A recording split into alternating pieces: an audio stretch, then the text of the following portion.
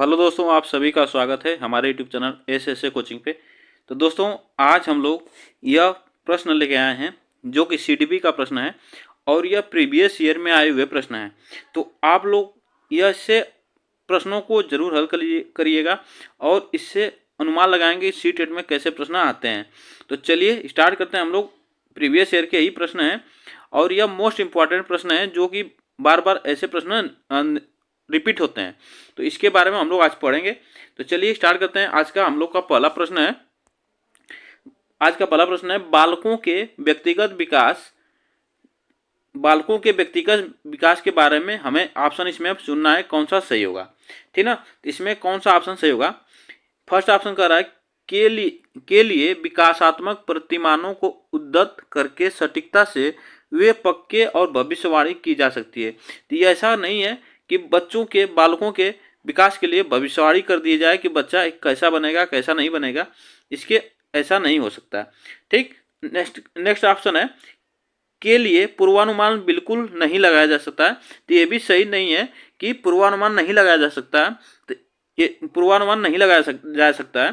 पूर्वानुमान लगाया जा सकता है कि बच्चे आगे का विकास कैसा करेगा, आगे वह कैसा बनेगा, ऐसे बच्चों को पूर्वानुमान लगाया जा सकता है। ठीक, तो चलिए आगे चलते हैं।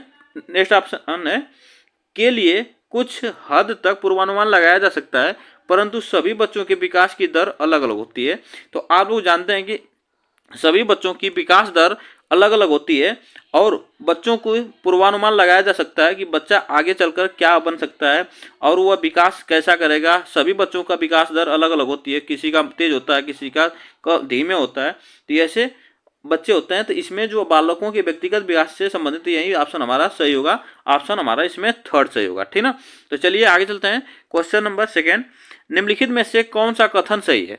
निम्नलिखित में से कौन सा कथन सही है, इसको हम लोग को करना है।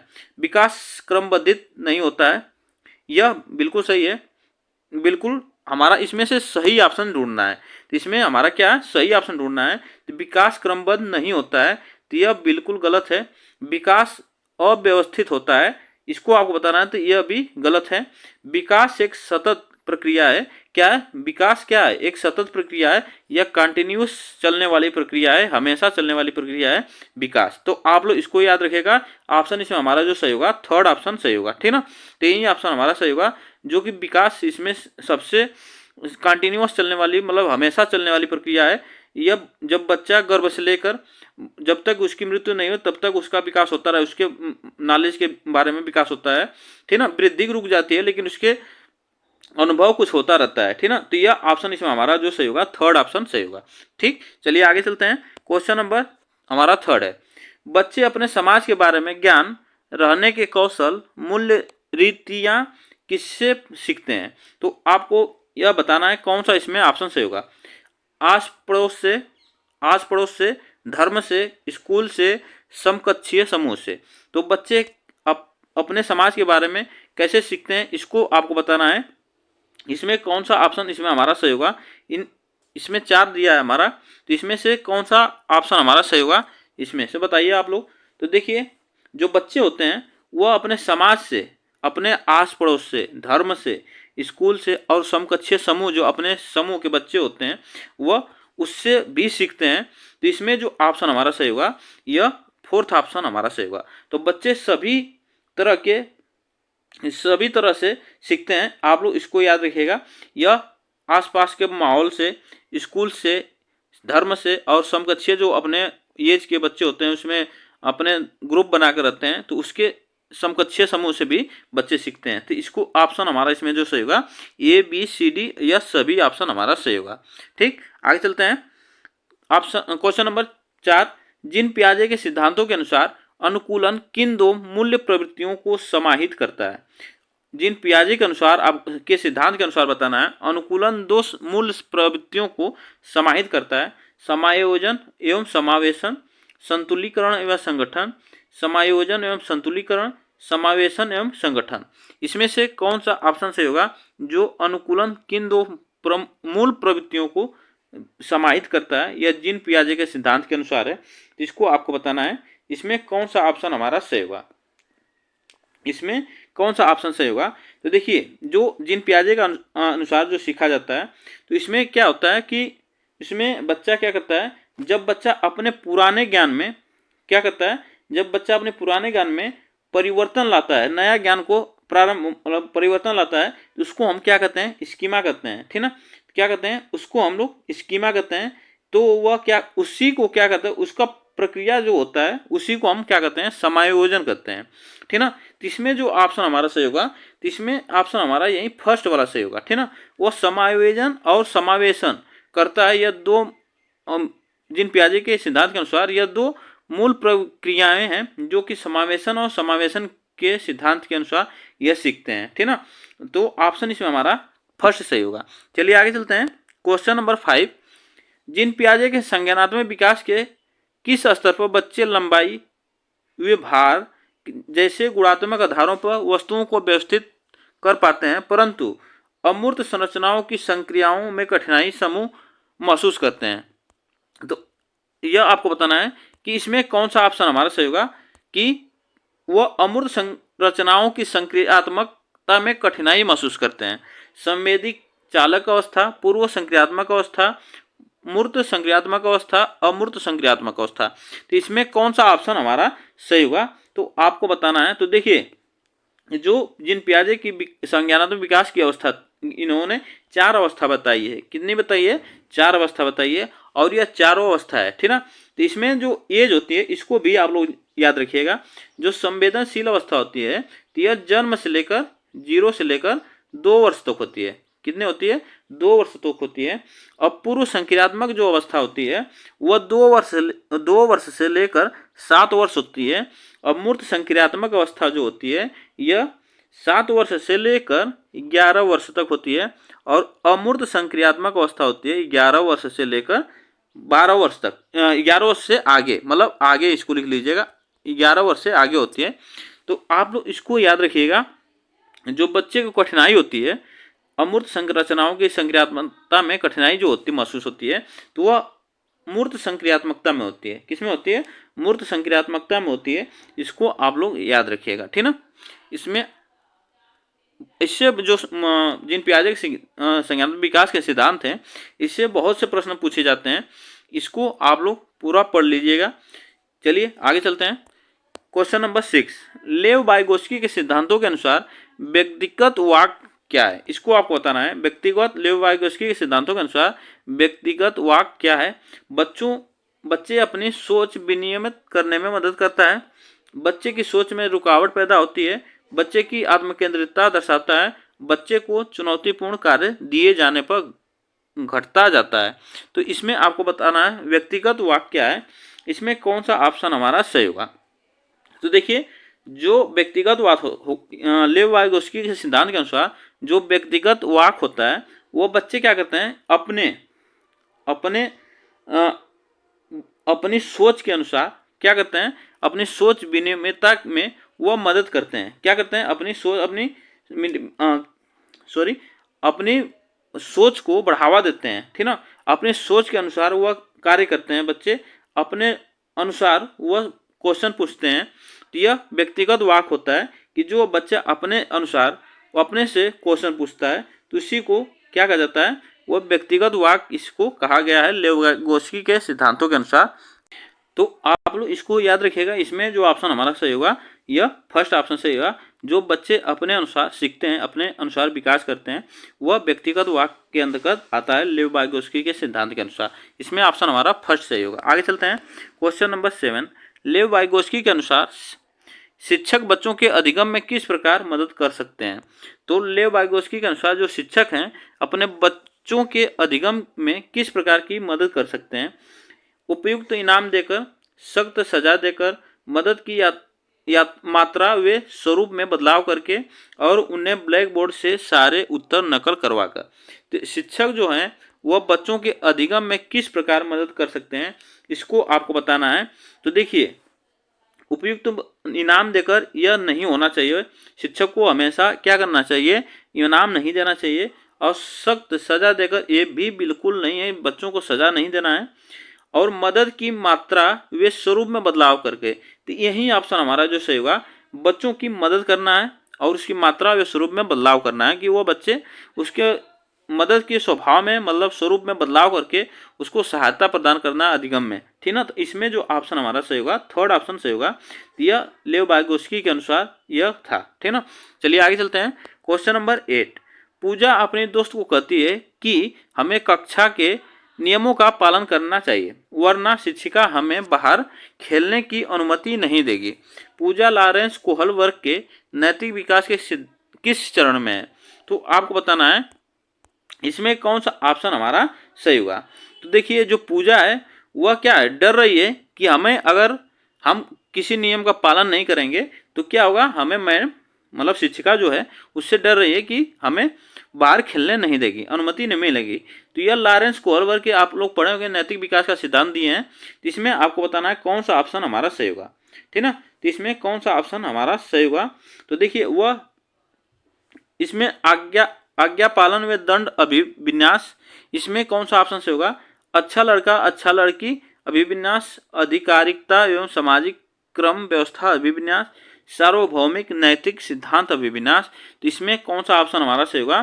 तो देखिए इसमें जो पूजा जो डर रही है उसकी अनुमति क्या होती है, नहीं देगी, तो वह यह आज्ञा पालन एवं दंड अभिविन्यास है जो नैतिक विकास के सिद्धांत के चरण में आता है। तो इसमें जो ऑप्शन हमारा सही होगा फर्स्ट ऑप्शन सही होगा।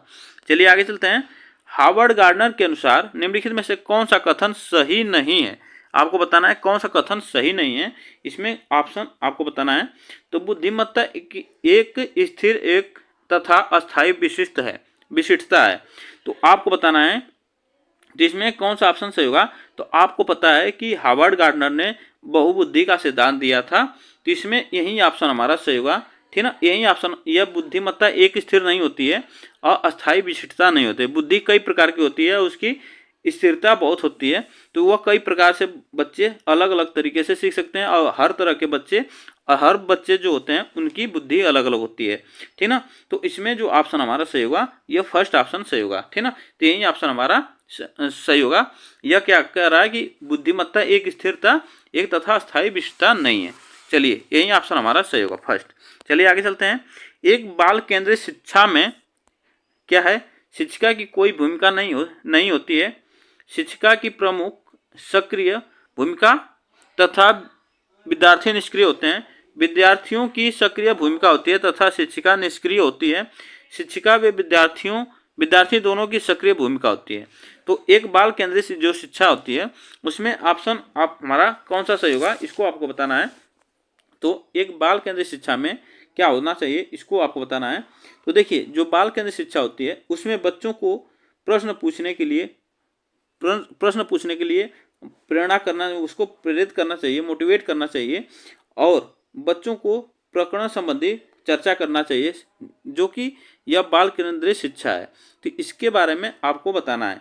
इसमें ऑप्शन जो हमारा कौन सा सही होगा। तो इसमें शिक्षिका जो है वह विद्यार्थी दोनों की सक्रिय भूमिका होनी चाहिए। क्या होनी चाहिए, जो बालक है, जो बाल केंद्रित शिक्षा होती है उसमें शिक्षिका और विद्यार्थी की दोनों सक्रिय भूमिका होनी चाहिए, तभी इसमें कुछ विकास होता है, उसमें अधिगम होता है। तो इसमें ऑप्शन हमारा जो सही होगा फोर्थ ऑप्शन सही होगा। चलिए आगे चलते हैं। Question number 11। कक्षाओं में लड़के गणित व विज्ञान में लड़कियों से कहीं बेहतर प्रदर्शन करने की क्षमता रखते हैं। तो इसका कारण क्या है, लड़कों में लड़कियों की अपेक्षा गणितीय तर्क व वैज्ञानिक क्षमताएं सहज रूप से मौजूद होती हैं। इसको आपको बताना है कौन सा इसमें ऑप्शन हमारा सही होगा। तो देखिए जो कक्षाओं में लड़के गणित व विज्ञान में लड़कियों से कहीं बेहतर प्रदर्शन करते हैं, तो यह बिल्कुल गलत है। क्या है कि यह बिल्कुल गलत है और इसका कारण क्या कर रहा है कि लड़कों में लड़कियों की अपेक्षा गणितीय तर्क व वैज्ञानिक क्षमताएं सहज रूप से मौजूद होती है। तो यह बिल्कुल गलत है। तो इसमें जो हमारा ऑप्शन हमारा कथन भी गलत है, कारण भी गलत है। तो इसको आपको बताना है कि लड़के और लड़कियों में गणित व विज्ञान में समान प्रदर्शन करने की क्षमता रहती है।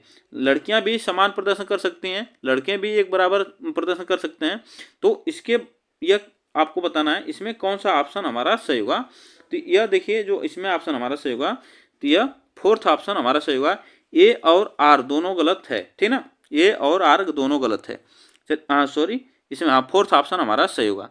चलिए आगे चलते हैं। क्वेश्चन नंबर 12, राष्ट्रीय शिक्षा नीति 2020 किस पर जोर देती है?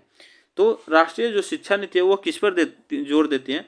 पाठचर्या का लचीलापन, पाठचर्या का मानकीकरण, पाठ्य पुस्तकों और गैर संदर्भीकरण, और पाठ्य पुस्तकों को रटकर याद करना। तो इसमें आपको बताना है, तो देखिए पाठ्य पुस्तकों को रटकर याद करना ये बिल्कुल गलत है, और पाठ्य पुस्तकों का गैर संदर्भीकरण ये भी बिल्कुल गलत है कि पाठ्य पुस्तकों को अलग सिलेबस रहा, मतलब अलग किताबें रहीं, तो वह क्या है, यह बिल्कुल गलत है। और पाठ्यचर्या का मानकीकरण कोई स्टैंडर्ड नहीं होना चाहिए, ठीक ना। यह जो राष्ट्रीय शिक्षा नीति 2020 है वो किस पे बल देती है? तो यह देती है पाठचर्या का लचीलापन पे। तो यह पाठचर्या जो होना चाहिए वो लचीलापन होना चाहिए, यह 2020 का राष्ट्रीय शिक्षा नीति यही करती है। तो ऑप्शन इसमें हमारा जो सही होगा यह फर्स्ट ऑप्शन सही होगा। तो इसको आप लोग याद रखिएगा। और ये एक बात और है कि इसमें जो राष्ट्रीय शिक्षा नीति है यह 2017 में यह बनकर तैयार हुई थी, और इसकी अध्यक्षता किसने की थी? तो डॉक्टर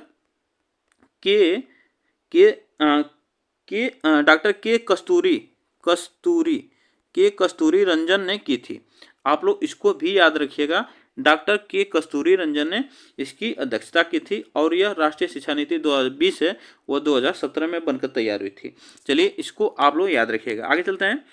मूल्यांकन का केंद्र क्या होना चाहिए? मूल्यांकन का केंद्र क्या होना चाहिए इसको आपको बताना है। इसमें कौन सा ऑप्शन सही होगा? तो आपको बताना है कि मूल्यांकन का केंद्र क्या होना चाहिए। अधिगमकर्ता क्या नहीं कर सकता इसका चित्रण, कक्षा के दूसरे बच्चों की तुलना में अधिगमकर्ता के प्रदर्शन का स्पष्टीकरण, मानक वर्ग में बच्चों की लेबलिंग करना, और अधिगमकर्ता क्या और कैसे सीख रहा है इसका वर्णन करना। तो आपको बताना है मूल्यांकन का केंद्र क्या होना चाहिए। इसमें कौन सा ऑप्शन हमारा सही होगा? तो देखिए मूल्यांकन का जो केंद्र होता है, अधिगमकर्ता क्या और कैसे सीख रहा है इसका वर्णन करना, यही होता है मूल्यांकन का केंद्र होना चाहिए। कि बच्चा कैसे सीख रहा है और वह कैसे उसको सिखाया जाए वह उसका वर्णन करना, यही हमारा मूल्यांकन का केंद्र होता है। इसमें ऑप्शन जो हमारा सही होगा यह फोर्थ ऑप्शन सही होगा। चलिए आगे चलते हैं। क्वेश्चन नंबर 14, निम्नलिखित में से कौन सा विकल्प एक सामाजिक रचनावादी कक्षा कक्ष जिसमें बच्चों की व्यक्तिगत जरूरतों का ध्यान रखा जाता है की व्याख्या करता है? तो इसमें कौन सा ऑप्शन हमारा सही होगा यह आपको बताना है। तो देखिए बैठने की तय व्यवस्था आपको बताना है, इसमें कौन सा सही होगा। शिक्षकों का केवल निर्देश देना वे बच्चों से पूर्ण आज्ञा पालन की करवा, ये बिल्कुल गलत है। बच्चों द्वारा तथ्यों का स्मरण करना, ये स्मरण बच्चों को कभी याद नहीं कराना है, स्मरण नहीं कराना है। बच्चों को आपस में चर्चा करते हुए समूह में कार्य करना, यही ऑप्शन हमारा सही होगा। तो बच्चों को क्या करना चाहिए कि बच्चों में आपस में चर्चा कराना चाहिए, समूह में कार्य कराना चाहिए, जिससे कि बच्चों की रचनात्मकता का विकास हो और सामाजिकता का विकास हो। तो इसमें ऑप्शन जो सही होगा फोर्थ ऑप्शन सही होगा, ठीक है ना। इसमें सामाजिक रचनावादी कक्षा कुछ होना चाहिए जिससे बच्चों की व्यक्तिगत जरूरतों का ध्यान भी रखा जाता है। तो आप लोग इसको याद रखिएगा, ठीक ना। आगे चलते हैं। क्वेश्चन नंबर 15, निम्नलिखित में से कौन सा प्रश्न कक्षा में समालोचनात्मक सोच को बढ़ावा देने का सही उदाहरण है? तो समालोचनात्मक जो सोच है इसको हम लोग कहते हैं इंग्लिश में क्रिटिकल थिंकिंग, ठीक ना। क्रिटिकल थिंकिंग, इसमें कौन सा ऑप्शन हमारा सही होना चाहिए? तो देखिए 325 और 486 को जमा करें, मतलब जोड़ें। बाल विवाह प्रतिबंधित अधिनियम किस वर्ष में पारित किया गया था? श्वसन को परिभाषित कीजिए। अपने शहर में प्रदूषण के विभिन्न कारणों का विश्लेषण कीजिए और प्रदूषण करने के विभिन्न उपाय सोचिए।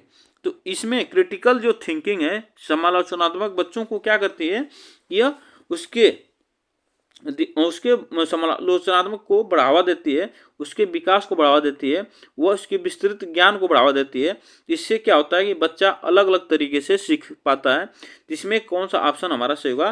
तो देखिए इसमें जो क्या होता है, यह 325 और 486 को क्या है जमा, यह एक तो जमा करना है, इस पर कोई तर्क मतलब हमें जोड़ना है सिर्फ।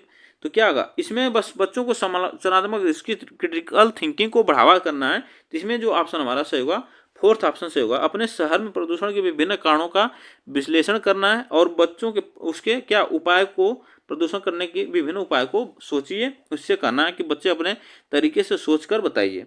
तो उसको क्या होगा कि बच्चे के क्रिटिकल थिंकिंग जो है उसकी बढ़ेगी, उसकी विस्तृत होगी, उसके ज्ञान में वृद्धि होगी। इसमें जो ऑप्शन हमारा सही होगा यही फोर्थ ऑप्शन हमारा सही होगा।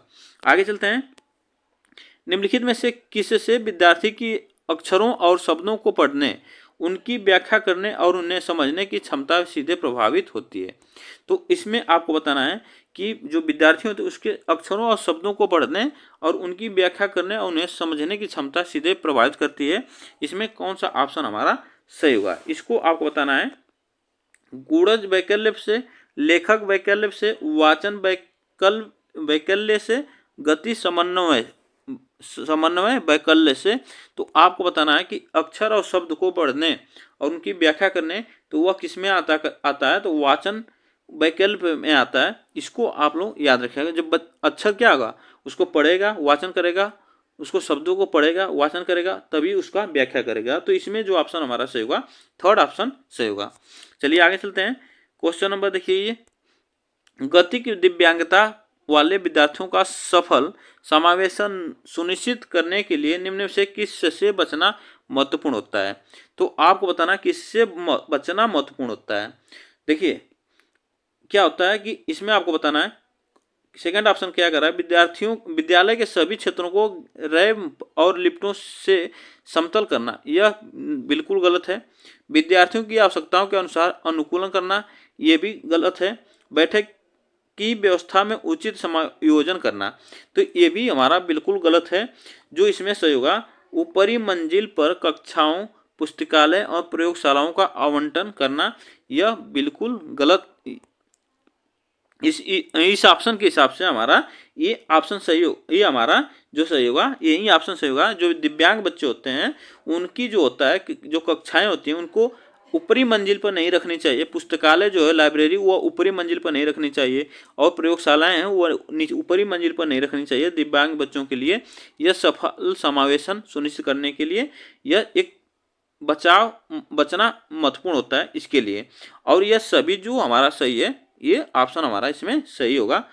इसमें जो गलत था वह सही होता है। जैसे यह पॉजिटिव क्वेश्चन है और यह क्वेश्चन पॉजिटिव है, लेकिन इसमें जो ऑप्शन हमारा सही होगा फर्स्ट ऑप्शन हमारा सही होगा कि इससे बचना चाहिए कि कक्षाएं दिव्यांग बच्चों की ऊपर नहीं होनी चाहिए और पुस्तकालय जो है वह ऊपरी छत पर नहीं होने चाहिए, मतलब दूसरी मंजिल पर नहीं होनी चाहिए। प्रयोगशालाएं वह ऊपर नहीं होनी चाहिए, छत पर नहीं होनी चाहिए। तो इसको बचना है, इससे गति की दिव्यांगता जो बच्चे होते हैं उससे बचना है। चलिए आगे चलते हैं। क्वेश्चन नंबर देखिए, निम्नलिखित में से कौन सी सृजनात्मक विद्यार्थी की पहचान संबंधी विशेषता नहीं है। तो कौन सी विशेषता नहीं है यह आपको बताना है। उच्च क्रम समस्या समाधान, अभिसारी सोच, नवाचारी प्रयोग, जिज्ञासा की प्रबल भावनाएं। तो इसमें आपको बताना है कि कौन सा ऑप्शन हमारा सही होगा। इसमें कौन सा ऑप्शन हमारा सही होगा, जो कि सृजनात्मकता विद्यार्थी की पहचान संबंधी विशेषता नहीं है, यह आपको बताना है। तो ये देखिए कौन सी विशेषता नहीं है। नवाचारी जो प्रयोग होता है इसको आपको बताइए कौन सा होता है। तो यह होता है, यह सृजनात्मक विद्यार्थी की होती है, ठीक ना। किसकी होती है, सृजनात्मक विद्यार्थी की होती है। और यह अपसारी होती है। कैसी होती है, अपसारी होती है। इसको आप लोग याद रखिएगा। और इसमें जो ऑप्शन हमारा सही होगा सेकंड ऑप्शन सही होगा, जो सृजनात्मक विद्यार्थी की पहचान संबंधी विशेषता नहीं है, तो अभिसारी चिंतन है, अभिसारी सोच है। तो इसको ऑप्शन जो हमारा सही होगा यही ऑप्शन हमारा सही होगा। तो इसको आप लोग याद रखिएगा। तो इसमें जो ऑप्शन कौन सा सही होगा, एक मिनट थोड़ा सा। तो इसमें जो ऑप्शन हमारा सही होगा यह सेकंड ऑप्शन सही होगा। चलिए आगे चलते हैं। इसमें एक क्वेश्चन हम लोग का, इसको हम लोग लास्ट क्वेश्चन आज देखेंगे। किसी विशेष विषय वस्तु को लंबे समय तक स्मरण रखने को सुसाध्य करने हेतु एक शिक्षक को निम्नलिखित में से किस रणनीति से बचना चाहिए। तो देखिए, जो किसी विशेष वस्तु है उसको लंबे समय तक स्मरण याद रखने और उसको सुसाध्य रखने के लिए किसी शिक्षक को उससे रणनीति से बचना चाहिए। इसमें कौन सा ऑप्शन हमारा सही होगा, इसको आपको बताना है। स्मृति सहायक विधि लागू करना ये बिल्कुल गलत है। किसी भी बच्चों को स्मृति सहायक विधि मतलब उसको याद रट्टा माराना यह गलत है। संगठनात्मक चार्ट बनाना ये भी। और इसमें जो ऑप्शन कौन सा सही होगा, तो इसमें ऑप्शन हमारा असंबद्ध शब्द प्रस्तुत करना, यही ऑप्शन हमारा सही होगा, थर्ड ऑप्शन सही होगा, ठीक ना। और मानसिक चित्रण का उपयोग करना ये भी गलत है। जिसमें जो ऑप्शन हमारा सही होगा यही थर्ड ऑप्शन सही होगा। और यह इतने प्रश्न थे। आप लोग को यह वीडियो कैसी लगी कमेंट बॉक्स में जरूर बताइएगा। वीडियो को ज़्यादा से ज़्यादा शेयर जरूर करिएगा। फिर मिलते हैं नेक्स्ट वीडियो के साथ, तब तक के लिए बाय बाय। वीडियो अच्छी लगी तो लाइक शेयर जरूर करिएगा और चैनल को सब्सक्राइब करिएगा।